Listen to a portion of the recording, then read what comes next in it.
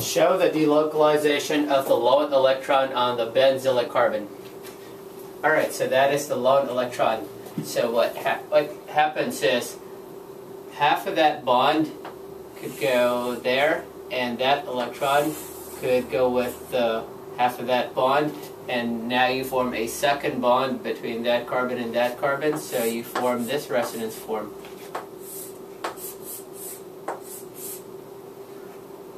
You now have a double bond there, 2 H's. Alright, since half of that bond goes with that electron, the other half is going to stay at that carbon as a lone electron. So now the lone electron is at that carbon, and you still have a double bond there and a double bond there. Alright, next, that electron and half of that bond could form a pi bond there. So a third resonance form would be,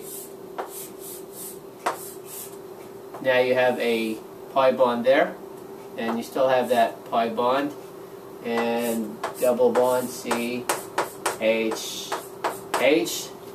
Alright, since half of that goes to form a second bond, the other half stays at that carbon as a lone pair. So now the lone pair is at that carbon. Next, this lone pair could go there, and half of that bond could go with the other electron to form a second bond between that carbon and that carbon, and you form a fourth resonance structure. So you have a bond there, a double bond there, a double bond there, and a double bond there, H, H.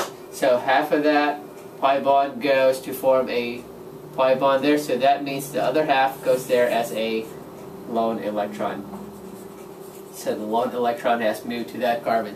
And then finally, that lone electron could form a second bond with half of that pi bond, and you form this resonance structure.